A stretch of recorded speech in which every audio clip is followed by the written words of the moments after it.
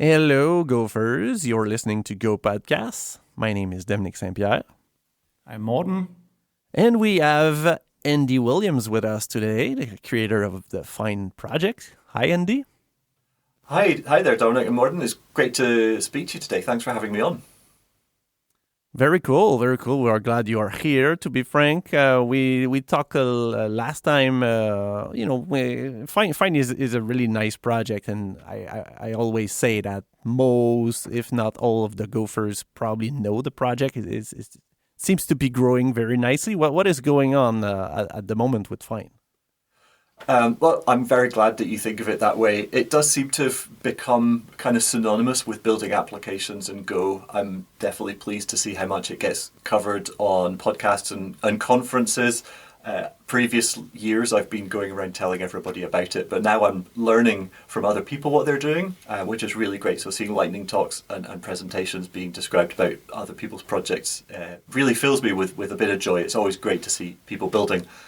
At the moment, actually, we just released 2.7.3, which was a bug fix release. I think about 20 to 25 bugs were fixed, and at least half of those were by community members outside of the main core contributors. So we're seeing a lot of work being donated by people in the community, which is also fantastic. We're very grateful to everybody, both bug fixing, but also just coming into the community, whether it's the Slack channels or other forums, and helping people learn. Also, we're working at the moment on the 2.8 next major version, and this has got some really cool stuff coming. I've been working on accessibility, which was very much front of mind after we last spoke. So we have early version of the basic read aloud type of functionality for macOS and Android is on the PR right now. We're going to get Windows and iOS sorted before that PR lands. We've also had some cool new graphics primitives added, so there's polygons and Bezier curves, arcs, and I've just added a blur primitive as well. So we're adding more graphical things that people are starting to expect from a user interface. When we started in 2018, text, lines and boxes was about it, but things have become quite a bit more sophisticated. So we're trying to keep up. But yeah, there's lots of really cool things coming. Yeah. Accessibility, of course, sounds great to my ear. But I'm curious to hear a little bit about what you just said. So I'm obviously not really someone that is used to build GUI UI. So what can I do with polygons or the things that you just mentioned? What are those? What are they enabling me to build that I could not with the 2.7 version, for example? That's a very interesting question, because you're right. You could sort of do anything before. If you could imagine something being drawn to screen, there's pixels involved somewhere. And in previous versions of Fyne, you could just use any graphics package to draw an image or some kind of shape to an array of pixels and have that rendered to the screen. But it was a little bit slow, and given that Fyne is a vector-based toolkit, so that something always looks crisp by the time it renders to screen, if you have pixels as the intermediate, you're using CPU instead of graphics optimization, and you might not be perfectly aligned with the output device. So the new graphical types are optimizations, I suppose, so you can easily describe this complex shape and have it displayed very crisply. Now, it might not be used so much on buttons and standard shapes, but it's been requested for a while for people who want to do more complex things like graphing, charts, and richer graphical interactions, like you might see if you were editing complex documents, I suppose, on a web-based platform. They are more intensely graphical, I suppose. We've focused more on functionality, and now we're heading towards a richer form as well. That sounds very interesting. So am I understanding that it's a little bit similar to what one can do with SVGs on the web, for example? So basically, is it like now I have a canvas and I can draw things on that and it just looks good? Yeah, exactly. I mean, underpinning the graphics on any Fyne app is the canvas. There's a package called Canvas, and that describes all of these shapes. Most people building an app are going to use the widget package, which is higher level, And that encapsulates the graphics to make it render. And we're just making a richer canvas package. SVG is absolutely core to a lot of what we do because the iconography all needs to be vector graphics as well, and we use the material design icon set, which is purely SVG. I believe it's SR Wiley's library that we have built upon to do the SVG import and rendering. But that does go through a rasterization process, which we've had to cache and optimize locally. The more we can put into the graphics pipeline, the more we can push that rendering onto the GPU. So you get quicker startup, snappier frame draw. Essentially, when you're doing something on the screen, you have to do the entire refresh of a window in under 12 milliseconds to avoid a lag, or I think 6 on the newer iPhones, which are running at 120 hertz now. So there's not a lot of time to hang around. Yeah. This sounds crazy to me. I don't know. So wow, this is so low level and out of the scope of what I'm building usually. So I always like to talk to you because this world of graphic design, or you seems to be very knowledgeable of all of those things, and it's really interesting to hear you talk about those. It sounds quite wild. Yes. Oh, sorry, Andy. I was just pitching in because I'm also just sitting here learning, and it sounds very interesting. Oh, you're very kind indeed. Honestly, I'm no expert on this. I've just been working in the area for some time. I was really lucky to grow up alongside Linux when Enlightenment was the window manager of choice. And I worked alongside Karsten, the raster man, and a few of the team there in the early 2020s. Building out things, and they had a phenomenal project that optimized absolutely everything for really smooth and slick graphics in a time when we were, well, used to something that looked a bit more like Windows 98 on Windows and similarities on Linux. So I know some of the optimizations there, but I really have to say that a lot of the graphics primitives are being contributed by people from other projects who want to help out, or people coming into the community. I wish I could list all their names right now, but it honestly is a community project that I've pulled together, maybe architected from the beginning, but there's so much there that I don't fully understand. I just know enough to talk about it. Nice. Yeah, it's very impressive. So have you seen any kind of bump in traction scene since, I would say, the arrival of LLMs and whatnot? You know, does that affected at all the number of people wanting to now build maybe desktop application or mobile application using these tools? Yes, but not maybe quite so much as you would think. I reckon that the difference has really been that there's a lower barrier to entry in general. But the reason that I think Fyne is getting more traction is that Go is just a really great language for LLMs to succeed at. With all of the tooling, they're more likely to output the correct code first time, or if there is an error, they can probably correct it quite quickly. And given that I think it's fair to say the real power in LLM-generated apps is green fields. You know, you've got an idea, you're trying to pull something together quickly. They could do that very well. And so we're seeing more people realize that it's actually super easy to get involved. And then they look at the code that's been generated. And Go code is pretty clean, and Fyne code aims to be exactly the same. So they're looking at something that they can actually read, but then it translates or compiles directly onto their Android phone or their Linux desktop, all from the same code base. And, you know, kind of people getting to this aha moment when they're realizing how much they can do and understand it at the same time. They just didn't know how to get started. Right. Yeah. That's pretty. Yeah, that's pretty mad. What we are seeing at the moment. But again, and so not a huge bump. I'm a little bit surprised to hear that, to be frank. So, what is pushing people? Do you see more bigger enterprise, maybe companies wanting to build desktop application nowadays? Are we seeing some kind of return to let's try to build tools for employees that are not, always web-based and whatnot. So what is the story regarding this? I think you're exactly right. What we're seeing in the most part for the adoption is companies that understand that a native app is going to be a better, more secure, faster, perhaps easier to control platform than doing something web-based. You don't have to worry about some of the infrastructure challenges, and people can take this and it's offline by default. You get a lot of benefits, particularly if I suppose if you're building something that is downloading data and then you can take it away because it's local. You don't have to have the cloud services available for it to work.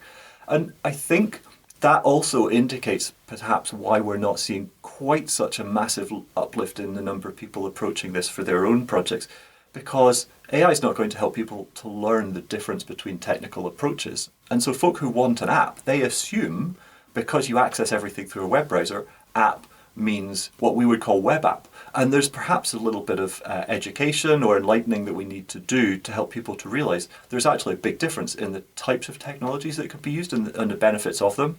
So I don't imagine many people are going to their coding or Vibe platform of choice and saying, build me a native app that I could put onto my phone. They just want an app. It goes onto a website, they upload it to a cloud system, and they're away. Whereas we could help them to build much more if they were understanding that native was of benefit and potentially a much better fit for the project that they're building. But I think we perhaps need to help people realize the difference there before they can actually start to adopt it. Yeah, totally. I can see myself if we are there. I don't even know. I don't know. But if we are talking about power users trying to build themselves, I always say to my wife things like, what? Before there were Microsoft Access in companies, and there were people that were able to build kind of, quote unquote, advanced tools for themselves back then, and this thing was able to connect to the main database of the company, and they were able to, I don't know, just build things without having to ask the IT department or any people inside at the internal. So, but I hear what you're saying by saying when you are asking, I need an app, the LLM first choice is probably that's React. That's React with maybe some kind of backend, but yeah, this is interesting. Absolutely. It feels like, we could accidentally be slipping backwards a little because the power that was in the tools in the hands of people working in this area, like you say, used to be so much more sophisticated and perhaps, easier to understand because it was visual. And early of the LLM age, we've gone through prompting only. And so we've lost that graphical medium. People are working at a text level, seeing something graphical output perhaps, and then going back to the text again to work on it. So it's less approachable, which is, it is a shame actually. But of course, business could be doing stuff to educate people, and these technologies move on. And we are still in the early days, I'm sure, of the generative coding. I've also seen a few projects come out now where I don't know how familiar you are with it's Aaron Francis who did, what is it called, Conductor or something, but that was I think that's a native app he's building. So it seems like maybe there's a little uptick in, I can actually do really cool stuff with these tools. But maybe it's you're right in the fact that it's education or being aware of that these things exist and it's actually quite easy to work with. Awareness is such a good word there. I completely agree with you. So I was really fortunate to have been building mobile apps in the vicinity of smartphones when the iPhone emerged and when Android gained in popularity. And native was everything, right? And people just kind of assumed that's what you were building and that's what app meant. And somehow we've slipped into a place where people have forgotten about it. It's largely a portal onto a website, and we've lost the advantage. Maybe it's being commoditized, or maybe the differences have just kind of disappeared. And so we're in a world now where we're sort of on the web first, and that's what we've been surfing. when you can actually show people the difference it makes to have it running locally, they get really excited. One of my favorite things to do at the moment at conferences is just to do a lightning talk where I work on like a little topic. So maybe you've got 5 or 7 minutes, and I'll do 3 to 4, something like that. I was working on this app. I had this idea. Here's how it came through. But at the end of it, I like to go, but this presentation was also made by an app that I created this way, which is running on a desktop that I created this way. The terminal that I used is all Go code. And that way, you're leaving people with kind of a bit of a mic drop moment, something where they can go, oh my goodness, I had no idea what was possible. And the conversations that leverages, creates, and what you see people go off and make as a result is really exciting. I suppose you're talking about the GUI for Linux that was built on top of Fyne, right? The framework. Yeah, absolutely. Fyshos, which is fyshos.com. It's kind of an amalgamation of lots of different applications. The Fyne Desk project is like the window manager and the desktop shell, and a lot of other apps have pulled together into a distribution that allows people to experience a graphical desktop with a reasonable amount of richness using only Go code and the Fyne toolkit to render it. And it's becoming more and more sophisticated. Occasionally, I'm really stretching the boundaries and working on a bug fix on the desktop before I present, and it can lead to some unexpected results. But we always get there in the end, and it's fun. I don't know about yourself, but I just quite like living on the bleeding edge of software. I think it comes with being in open source, right? Yeah, probably Martin. Less for me these days with the screen reader and whatnot. I mean, this is something But okay, so I did not understood correctly that it was a full distribution, a full Linux distribution. Yeah, I mean, we're building on top of Debian, so it's not like we're coding the package manager or the kernel itself. That would be, I mean, even for myself loving to juggle lots of projects, that would be sheer madness. But it could emerge into something pretty cool, and we're trying to deliver the full desktop experience. So the apps, the graphicals, the interactions, the switchers, screensavers, terminals, everything that goes with it, and over time, the utilities to manage your screens and your packages, all that is coming along. But as you can imagine, it's a lot of applications, and even with LLMs behind us, it's going to take a while to match what you would expect from GNOME or KDE. Oh yeah. I mean, if Omachi can be classified as a as a distribution, I think you're in the clear. Okay. I mean, that's probably a branding question from DS8s and 37 signals. That was a huge discussion. I don't know if you have used Omachi or seen the project, but I thought it was a funny. I mean, I read the blog post. I looked at the images and I thought, that's quite lovely. It works really well for the workflow that they have.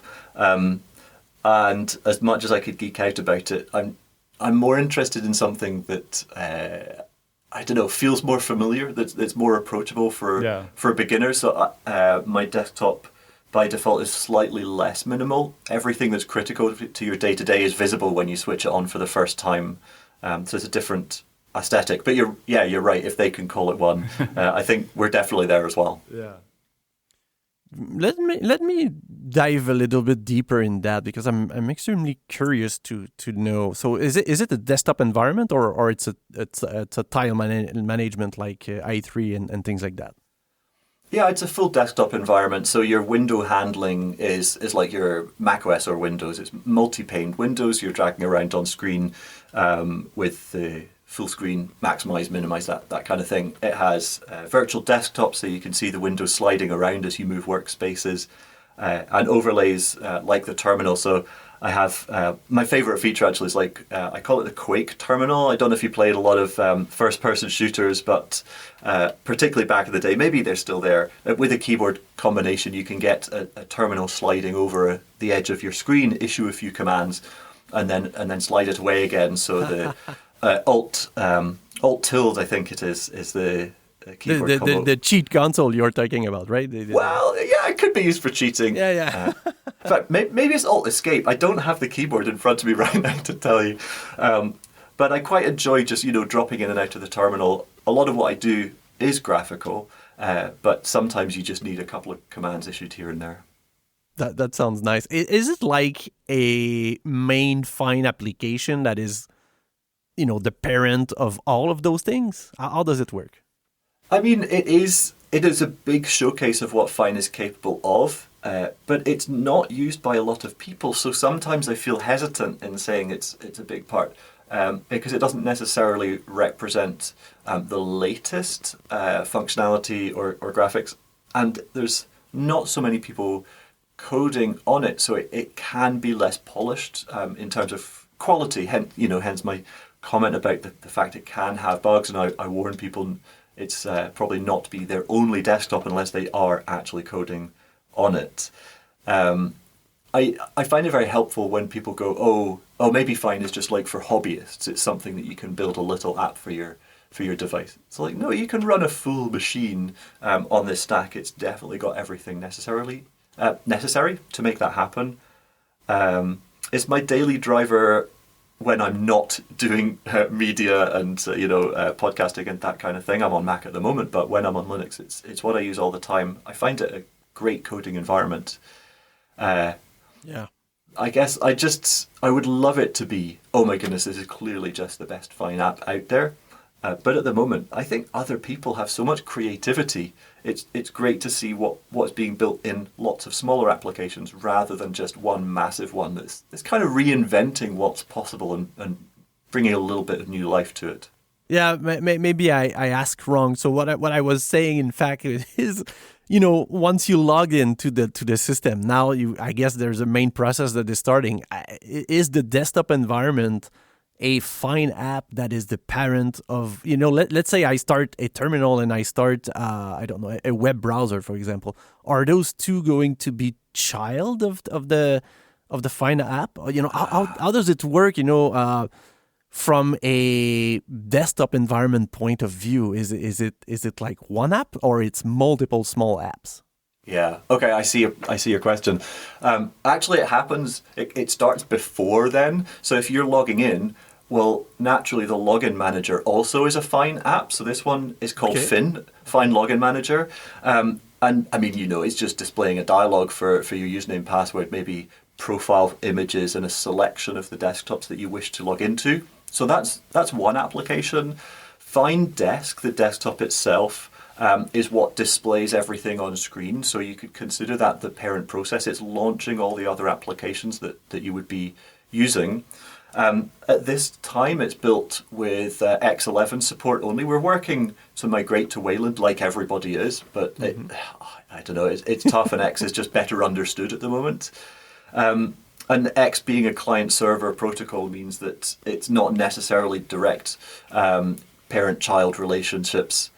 We do some clever stuff as well, so that if for some reason there is a crash in the desktop itself, you might imagine that's catastrophic, but there's tricks that I learned playing with Linux over the last couple of decades where you can have runner applications. So if there's a crash, we log it, catch it, and launch the desktop again, and all of your windows are still there, so you don't go completely mad in the development cycle. Although I suppose I also failed to mention, because it's a Fyne app, it doesn't have to be run only on a Linux computer. It works everywhere. So if you're coding on it but you're away from your Linux computer, you can boot it on Mac. It's going to just show a window because you can't have a custom Mac window manager at the desktop level. It's going to pick in the icons from your Mac instead of from your Linux system. And people have taken this to real extremes. There's people who are loading this onto their Linux phones and using it as like their launch, I don't know what it's called on Linux actually, but the springboard, I think, is what iOS calls it. So the home screen for their mobile phone is also a Fyne app, which is absolutely blowing my mind what's out there. Damn, that sounds very, very nice. That was my follow-up question. How are you developing this? So yeah, that explains a lot. So you're able to, because let's say when the project started, it was not part of the Debian. It was not already on top of Debian and whatnot. So it was basically built like a normal Fyne desktop application. Exactly, yeah. It just when the application launches under certain circumstances, it realizes that it should be the desktop window manager. You know, if it's launched into a Right. vanilla graphical instance and there's no window manager, it takes control. Although, actually, yeah, I just realized you could do more random stuff with it because it's about window management.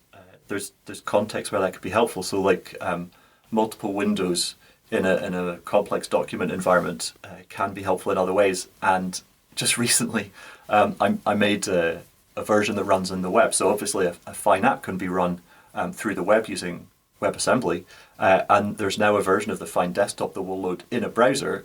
And it can't connect to the applications running on the client because of sandboxing, but you can tell it different Fyne applications that it should launch. So you can actually run Fyne apps in a browser inside a desktop that's kind of managing all of the windows separately. It's almost a bit Inception-like, but I'm just trying to show what truly platform agnostic really means.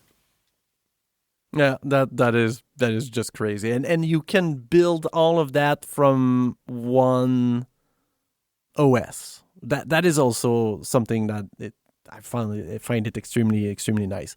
Am I wrong in saying that there's some Docker involved? If you want to build, let's say I am on Linux and I want to build a Mac OS application, a Fyne desktop application for Mac, do I need anything on my Linux machine, or the tooling allow me to do that? Yeah, you could take two different paths. It depends on whether you want to have full control over your tooling or if you want to have an easier process that perhaps requires more CPU. So you could download the macOS SDK and install some libraries on your Linux machine and compile the macOS directly using the standard tools. Because it's Go, it's fundamentally possible, but because it's C Go that we're using behind the scenes, you do need the native libraries available.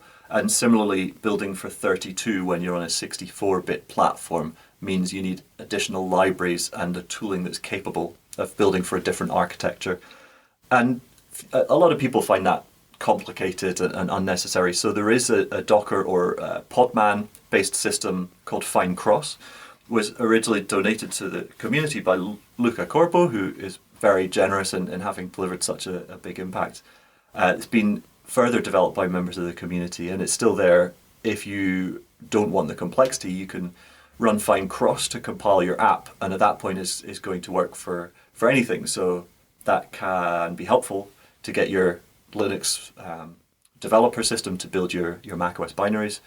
I was about to say I do that for Android, but that's not really true because Android Studio is helpful for debugging. And if you have Android Studio installed, you can just compile the Android apps with the Fyne tooling without any Docker or Podman. But particularly when you're going across desktop operating systems, it can be helpful, yeah. Nice. Oh, yeah. I can't remember that now. Yeah, that's very interesting. So that led you to create an interesting offering. Let's call that a product. It's not a SaaS like you mentioned to me earlier, but you decided to take a jump and create a product that would let people build desktop application. I would say from the comfort of a prompt or something like that. Absolutely. So, Fyne was created with the idea that building apps for all these different platforms was too hard. So we've got some solid tooling, really simple API, so that any developer can now build an app for any device. And that's really great. I love where it's got to. However, I realized it fell short a little bit of the idea that anybody, like literally anybody, should be able to build applications. So the product that you're referring to is trying to figure out how we can make that possible for people who aren't familiar with coding. And AI is obviously playing a big part in everything, and it can help to translate people's thoughts into code. And so we're factoring that in as well. So now there is a product that you can, if you're a developer, you can open your project, you can drag and drop things around on screen, and you can write some code. So it's kind of a graphical development environment, if that's what you would like. But it's oriented towards people who don't know how to code. So we want to get people into that. And the AI features are going to make that possible. So you can, like you say, you could write a description of the application that you're wanting, and it will think about it for, I don't know, 5-10 seconds, and come up with a visualization of the application that you would like. And if you're happy with that, it will then load the full application editor, and you have the app on screen where you can edit. You could preview it on your local computer. You could also choose to do something a bit more graphical. So, I mean, we've all heard the joke about, some of the world's biggest applications were just an idea on the back of a napkin. Well, now you can sketch your app, how it might lay out, the types of features involved on a napkin or on your favorite image editor, and import that into the application. The product is going to look at what you've designed and build that application. So you could prompt it graphically instead of textually, if that's what you would like. And this is now available. We're hoping that people will try it out. It's at AppTrix.ai. That's AppTrix.ai. And the applications it's creating are Fyne applications. They're using Go and the Fyne toolkit with all of the benefits of the clean code you would expect. And additionally to that, you mentioned Docker and the complexities of cross-compiling. We realized that this is a little bit too much for people, so it also has a backend that will build for any platform that you want. So when you're happy with your app, you can tap the deploy button and choose any of the standard operating systems, and it will then spin up the appropriate compilers. And for your basic apps, in roughly 3 to 4 minutes, you can have Android, iOS, macOS, Windows, Linux all compiled, and then you can download them from our host, or it will show QR codes for your mobile app. So it makes the process just as smooth as possible. I have a great quote, sorry, I'll stop in a moment, but somebody using this said they were so excited about it, they managed to build the first app onto their phone in less time than it took to read the welcome email, which I thought was pretty cool. That's crazy. And so you cross-compile, how does that differ from something like React Native? Because I've not done a lot of React Native stuff, but I heard about their native, it's not native built, but there was issue with it. So I don't know if my question makes sense, but when you cross-compile with the Fyne to a Fyne app, how does it compare to something like React Native in terms of, I don't know, performance, or is there any differences in terms of cross-compilation here? I'm not an expert in React Native, I must admit. I just generally don't enjoy working with JavaScript, so I've stepped clear from there. I mean, the main difference is that you're using Go instead of JavaScript here. Okay. That's not a big deal when you're not actually writing the code yourself. When you compile a Fyne app, it is compiling it directly to the machine code of the native platform. That's why I call them native apps. It's nice. Not using the widget toolkit of the target platform, because we offer consistency of look across all different platforms, but it is a native app. And so anybody who's curious or concerned that maybe Apple won't like the tooling, or maybe Google says it's not allowed, you can check out plenty of apps that have been deployed across the stores. There's a showcase from the community, actually. If you go to apps.fyne.io, it shows you about 150, I think, apps that people have made. And there's a categories selection for different areas that people have worked in. And there's a way to filter based on deployed to stores. So you can actually see Google Play and Apple App Store listings live and download the device, download the apps directly onto your device through the usual channels. So it proves that these are, truly native compiled. There's no runtime, so we're not violating any terms. But also, you're getting really slick boot times. It should feel like a native app. If there's anything that is slower, or there's a lag, anything like that, we've got a bug, and you should let us know, and we'll work on it. That's super cool. I don't have much familiarity with React Native. I just read about people using it, and that was always, I think, the conclusion that people came towards. Like they did the React Native app, they cross-compiled, and then it got users, and they were like, okay, we need something different. So it's very cool to hear that you get to very close, or you get to native builds. Yeah. Absolutely. I mean, that's why I've gone down the route of the complex technical challenges of native build, because a web or a runtime or some sort of simulated graphics layer is just never quite the same. And eventually people look at whether it's PWAs or wrapped web apps in a native shell, they go, it's just not quite good enough, the responsiveness or adapting to the system settings, interacting with the drivers, devices, it's not all there. So we definitely want to match the capabilities at every level. Cool. That's really nice. Yeah, that's true. My first experience, it's funny that you said that you had a previous experience, Andy, couple of years, long time ago with apps and mobile. My experience was I tried to jump into that bandwagon back then. I really, which is strangely, but myself, I really enjoy Objective-C. That was not the problem. The problem for me was all the all the mouse dragging and dropping that you need to do to hook down events and whatnot. So I was turned down by the tooling, but I used PhoneGap back then. So so that was kind of it's exactly what you are saying now. So it was like you could build web application and they were distributed on mobile OS, but they were at the end just a shell and loaded like that. So it was not very performant. Absolutely, yeah.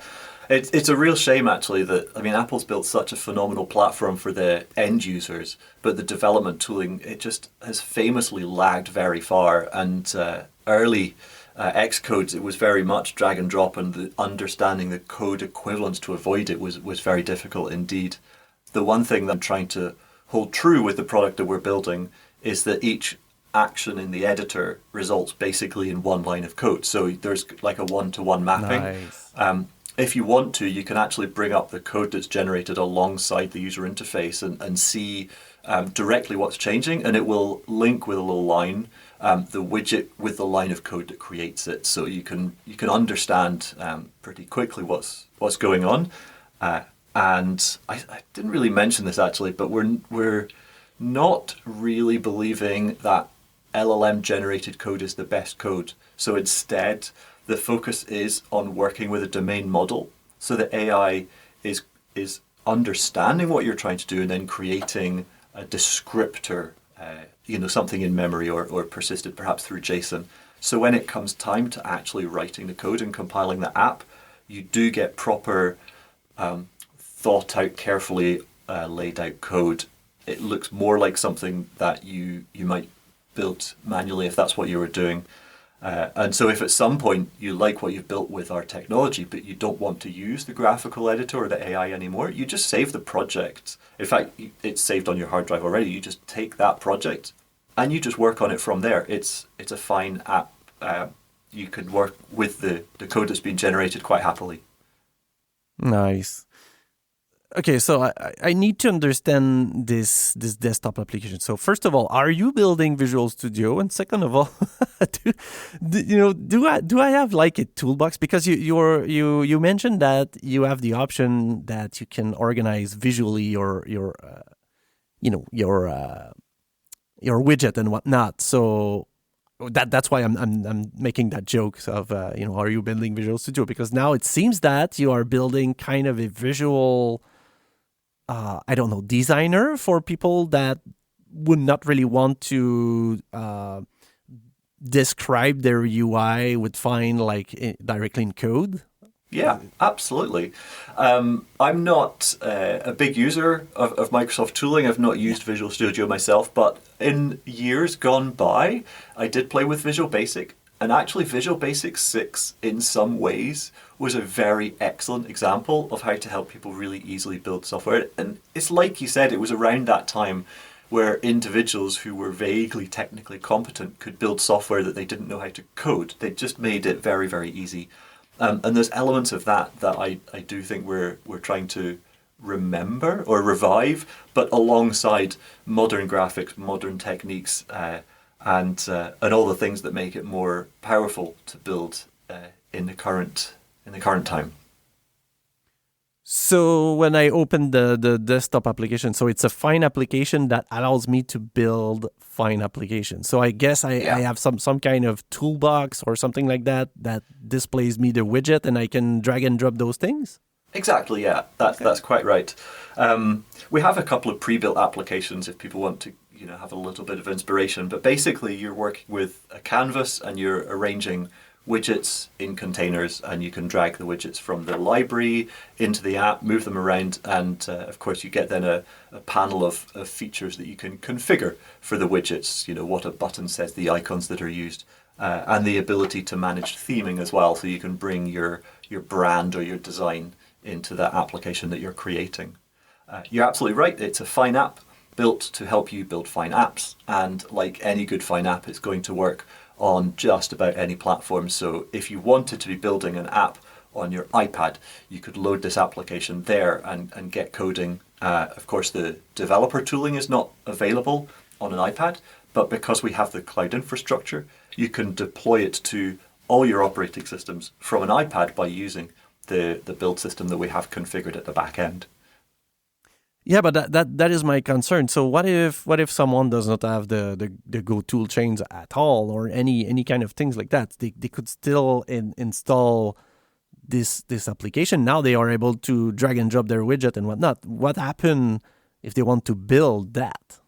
Well, exactly that. You don't have to have any tooling installed at all. It can run in a developer mode. So if you've got all of the tooling installed, instead of just previewing the application, you can truly run it locally. So you tap, there's a run button that's enabled if you've said you're a developer, and it will use the local tooling to compile and run the app locally. If you don't have any tooling, or you don't know what those things mean, that functionality is hidden, and all you have is the deploy button, and that will outsource it to the build system, and you'll be able to then download the resulting app from the infrastructure. Okay, yeah. I was starting to fear that you embedded TinyGo in there, and you were doing all the compilation and whatnot. So I mean, it's definitely something we've considered because we want to bring as much down to the local as we can. Yeah. But as you've already indicated, compiling is a complex thing, and if you were to then spin up containers and do all sorts of things, you're going to potentially run out of space or use too much CPU. And for the target audience, I think mostly they just want to know that it's working and they don't have to worry about it. And so us managing that infrastructure makes a lot more sense. It's using the same Fyne cross technology under the hood, but instead of Podman or Docker, we have Kubernetes cluster that runs the containers and launches it, and that's why it's so fast, because we can spin these up in parallel. Interesting. Yeah. Do you foresee software engineer wanting to build, or people that were already building Fyne desktop application but might not have, there's all types of software engineer, and some might prefer to have a visual designer to build their UI interface. So do you think that even though your product seems to target maybe more like non-developers, do you think that still there might be a couple of people in the community that already know Fyne that will prefer to use the visual designer? Oh, definitely, yeah. I mean, I'm one of them, honestly. I do enjoy a graphical editing session. There's just something about graphical tooling that is sometimes difficult to get what's in your head onto the page really quickly. And so I'll often start an app in AppTrix. I'll pull together the graphics, lay it all out, save the project, and then go back to my traditional command line editing setup. I do coding videos on a Patreon channel, and one of the projects I worked on recently was a really fun little Slashdot reader. So just a newsfeed RSS reader with articles, imagery, that kind of thing, and the user interface thrown together in AppTrix in about 4 minutes, and connect it to a data source, and then that was like the first version of the app. And more recently, I've added some caching capability so it works offline and you can read the articles at your leisure. That was very much a coding part of the project. So I definitely work with these two systems alongside each other. And our pricing has been set up to match that as well. So if you just want to use it for a quick tweak of your graphical setup, you can use the free tier. It's not going to cost you anything. Just download the app and you can get the basic functionality with an integrated terminal, of course, because every developer needs a terminal. Or if you want the AI functionality, there's a really cheap tier, which is basically just covering our token costs. And so you as a developer can issue some queries onto the code base, do something, maybe work with the assistant to get your visual up to a point where you then take it elsewhere. And then the tiers after that are where it's designed for people who just don't have the technical knowledge, and we provide more functionality and more support to help them build the richer apps without coding anything.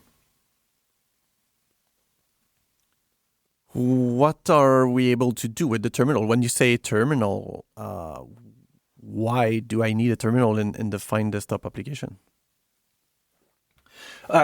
Really, excuse me. I suppose in part it's just because proximity and convenience. If you're in an IDE most of the time and you're working with code, you might pop up the terminal to do a build or a search or something that's just easier with text. Even if you're doing a graphical editing of an application that will be presented graphically, sometimes you just want that command line to be able to do something quickly, a search or an execution, or maybe you want to prompt something that's going to help build that project that's not included in the user interface. In part, I think it's sort of matching the aesthetic of Fyne's design itself to be really, really easy to use, very simple to get started, but to provide the ability for people to extend it and do more if they have the knowledge or desire to do something custom. So much like any widget can be extended with code, the graphical editor of applications kind of allows you to drop to terminal level to issue some commands if you want to. But that really is a developer feature. It doesn't really advertise itself if you're a non-technical person. But are we able to write code as well in this application then? There's no there. Let's say I have a button. What happened? What happened? Oh, yeah, the click of a button. So, I mean, the default flow is for you to use the editor to say, on tapped, you should do something. And we're looking at all of the different ways that you might want to hook something up, perform an action that's predefined. But obviously, a lot of what your app does is specific to your app. So one of the flows is I want some code to run. And what that does then is it initiates it creates a new function definition in a Go file, and then it opens that Go file for you to fill in a little bit of code in the editor. Okay, otherwise it's all visual. So there's predefined things that are there to normal response to a click of a button, right? I could do I don't know, save something to the database. Is that something that is there? That's the kind of thing that we're aiming for. So the graphical functionality for data manipulation I'm working on right now. So I can't promise that all of this is in the UI right away. But if you download it, then updates will be made available and it automatically detects them. So don't hold back to anybody who's looking to play with it. Nice. Yeah, but of course, two-way data transfer is part of the Fyne API, is built into a lot of the standard widgets. So my thinking is that sometimes when you're working with data in your application, you just want it to automatically stay up to date. So maybe pressing a button saves the data somewhere, or maybe it's part of it's already been saved. Don't worry about it flow. The complexities of this are very much, I think, in the workflow. I'm working with a professional designer who's been part of a few companies of mine in the past to really polish this in coming releases to make it straightforward and easy to understand. Sounds good. Yeah. Okay. So yeah, I understand a little bit more the terminal now because so you are building a real exactly similar to what VB6 was, in a sense ish. Yeah. No, but I mean, it's interesting. I'm now seeing more clearly what it is. I haven't downloaded it. I haven't tested it because, of course, it's not accessible. So, of course. Once we've got the accessibility in Fyne, then the application itself will be built with that version of Fyne. The accessibility will be built in, and all of the applications that you build will be accessible. But at the moment, it's still in the pull request, so it's not quite baked into everything.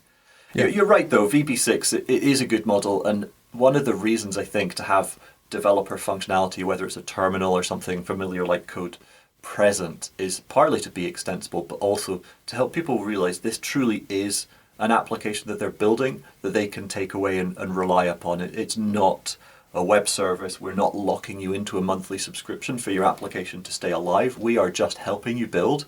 And if you don't want this after the build process is complete, that's okay. You've deployed the application, it's in the store, and nobody's going to try and charge you money just to keep it there. Well, I mean, Google and Apple might, but we don't really care. You've built it, congratulations, it's now yours.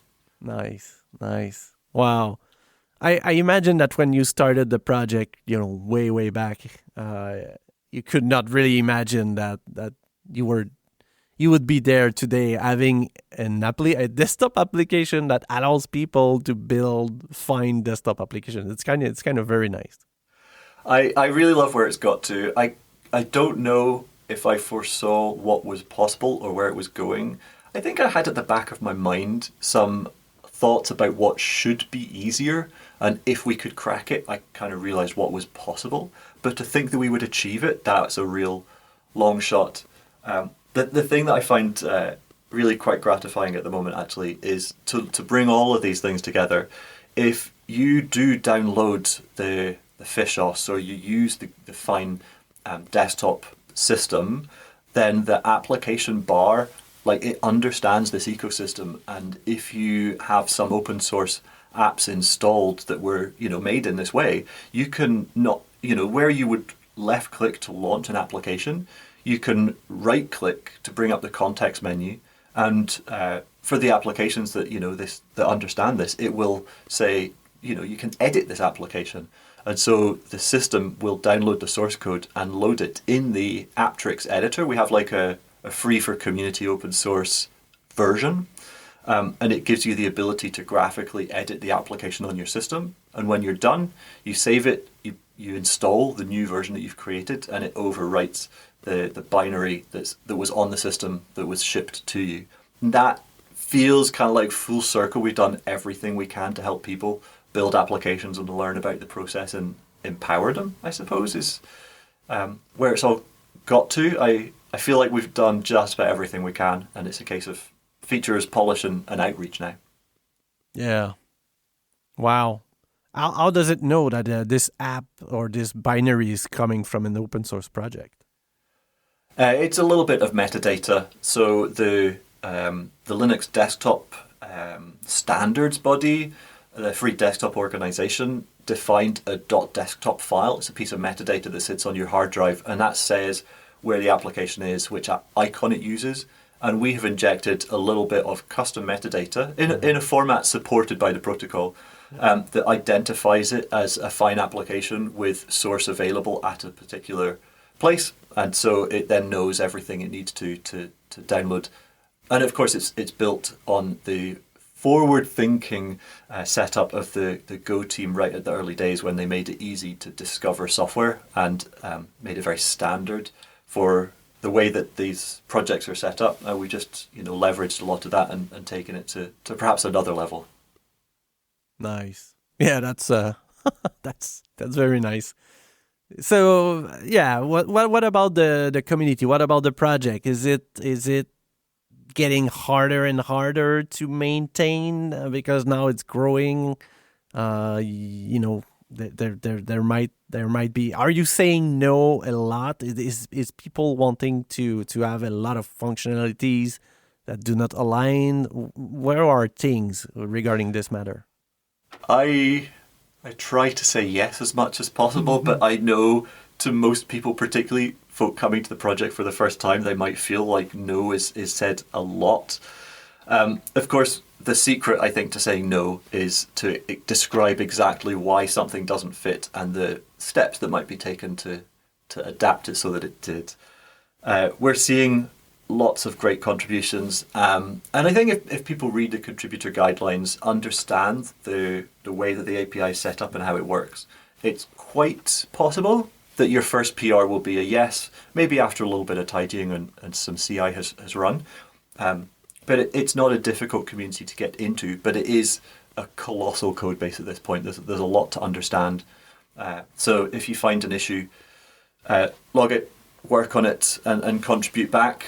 Bugs are pretty straightforward to get in. Feature development is harder. Where our maintainer pushback comes in is around API design. I think we've been going for about 8 years now. We've obviously wanted to accept a lot of functionality that we couldn't because it wasn't presented in a platform agnostic way, or it wasn't aligning with existing API. And we really need everything to be, path of least surprise, I think I've heard it called, where developers they know what to expect based on what they've typed before. And obviously that aligns really well with LLMs as well. They want to just generate something that's probable rather than strictly correct. So we want to make it most likely that what they output is going to succeed. And we have been very lucky with the number of people that have come in. I think GitHub says we've had nearly 150 contributors over that 8 years. We try to maintain a team of core developers of around 5 or 6 people. And we have people coming in, wanting to contribute more. And of course, life gets in the way, so folk maybe disappear off as well. But we have a vibrant group of folk who are building this. I don't think it has got more difficult over time, but it does take a lot more time because just the volume. So I'm keen to look at workflows and processes that can help to streamline things. I don't want to take the human out of the loop. The design is very important, and having people feel that they're really being spoken to by folk who care is core to a good community. But optimizing things is going to be important.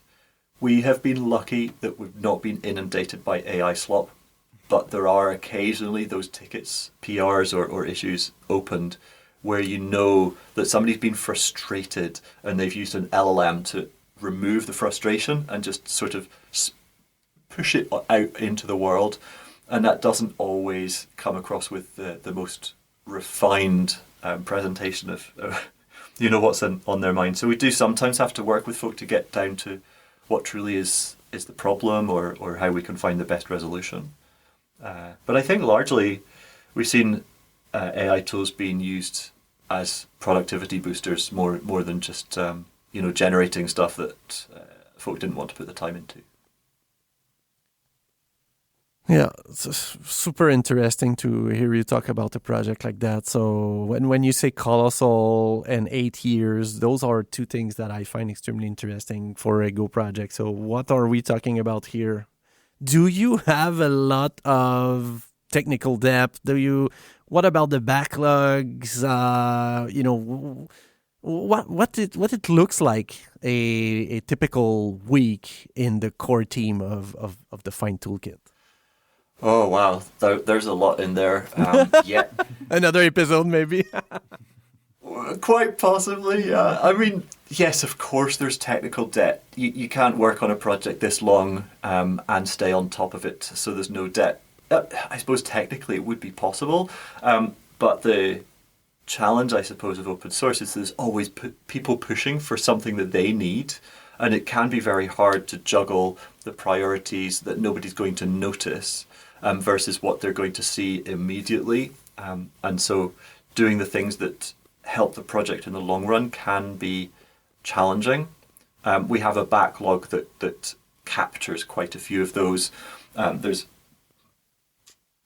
tickets that track what will we do when we upgrade the Go version requirement, which we lag quite heavily because we want to support people who are just using whatever Go version is in their package manager by default. So we're often behind by a few versions what the cutting edge is. Of course, we test against the latest to make sure it's all working. There are issues that have been open for a very long time where it's quite complex to understand where the problem lies, and not a lot of people have been affected. interestingly, I've found recently that the AI has helped with this because it can see by examining, all of the documentation and all of the code ever written, it can kind of see solutions to problems that have not been obvious to us. So we're seeing resolution of tickets that were opened. I think one I did a couple of days ago, it was issue number 255, finally got resolved. And for context, we're kind of in the 4,000 tickets at the moment. Wow. So we try to stay on top of it. We try to triage appropriately. We have not yet instigated a automatic, this ticket has been dead for X amount of time, so we're closing it. But at the same time, if it's been needs information, for example, if it's been tagged as needing to know more for 6 months, we'll just say, look, we'll assume the issue isn't there anymore because things move so fast. So there's a lot to do. I'm just finding that working with it is still very much fun, and to stay motivated to help people solve their problems. Part of what I need to do, and I would recommend any maintainer really, is to use it yourself, explore the possibilities. And maybe for us that's easier than for some others. We're enabling graphical apps. It's a pretty thing. You get something good to look at as a result of the work that you're doing. But on a day when I feel, there's so much to do, I'm behind and these people are waiting for stuff, sometimes I just take an hour, build something cool, add functionality to a project that I'm using elsewhere. And it reminds me that, this is a fun project and people are getting a lot out of it.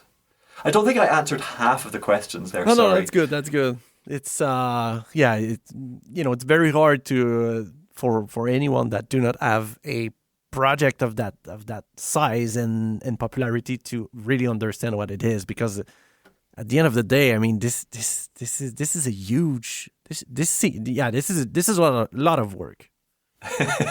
Yeah. I don't think I remember now you said, what's a typical day look like? I don't think there is a typical day, but it would be fair to say that a day usually starts with reading my GitHub backlog, notifications backlog. And then at some point during the day, I will go back and look at what's happened. How is the CI working? What pull requests need a little bit more review?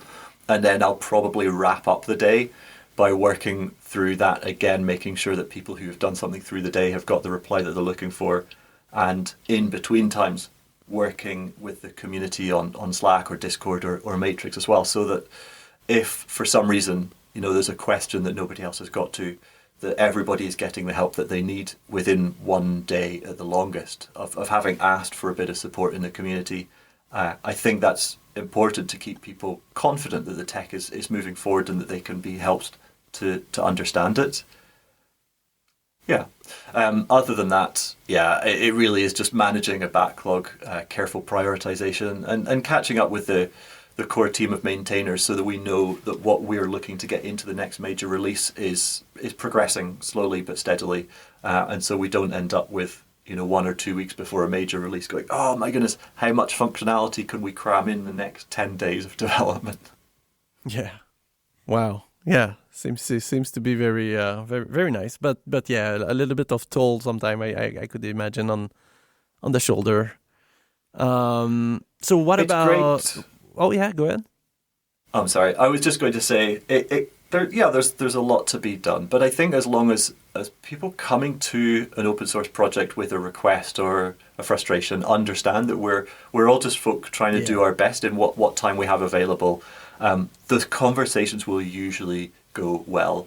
I'm sure that you've all seen the classic, I've got a problem with my business. It can't succeed until this issue is resolved. I don't believe that you don't think this is a major issue. Well, sponsorship is available if your financially viable business is critically dependent on this thing that I've given you for free. Yeah. I don't want to be blunt and unhelpful about it, but perhaps share the love and we can actually progress together. Totally. Yeah, that makes sense. Wow. Andy, that is always interesting. So, Morten, do you have anything before we wrap up? No, it was very, very interesting to hear, Andy. Very cool projects. I was a little bit on the back burner here. I don't have as much experience with all these things, so it was super interesting to hear about how you approach these things and what you have built with it. Oh, cool. Well, absolutely. I mean, everybody's got to start somewhere, and if we just sparked a few people, perhaps yourself included, who will look into what could be done, try out some of the example apps or see what's out there. I hope that we can help people realize what's possible with Go. It's such a productive language. It's really clean. And having said this technical debt, I feel like it's a language that suffers that far better over time. And I think looking back over 8 years now, we pushed version 1.0, I think roughly 18 months into the project. So we're now over 6 years without a critical breaking change, and I can't imagine having done that with any other language. It's cool, yeah. I mean, any project of worth will have some technical debt, right? You can't really make anything interesting and not. And yes. I mean, probably theoretically yes, but in practice is very hard. So but it's cool to hear you did it so long and without any breaking changes. Yeah, I'm hopeful that we can continue without having to do a version 3. In a way, it's a shame that it's V2 because, if we'd held off just a little bit longer, the trouble is you're always going to find something. And so we aggregated changes that were necessary, that were breaking, did them all at once, made V2, and we're now aggregating them again. Here's what we would do differently if we had a fresh, like if we could break the API, we have an issue tracking that as well. But so far, it's not so big as to actually warrant doing so, and we're going to do our very best to never have to break the API for anybody. Wow, nice. Yeah, because let's be honest, releasing a major version is still kind of a pain for a lot of people, especially when you have a popular project like yours. There's a lot. There's probably a lot of questions that pop up and whatnot, and it's a huge decision to make at this point. Yeah, and I think also that's been reinforced now by all of the training data that's gone into the language models we rely upon, because I don't think they really understand semantic versioning. The further you get from a breaking change, the less likely they are to make that mistake. But I do still get generated code include a version 1 dependency when it really had no reason to. Wow. So there's that reason to only make additive changes going forward. Crazy stuff. We are now building for LLMs, friends.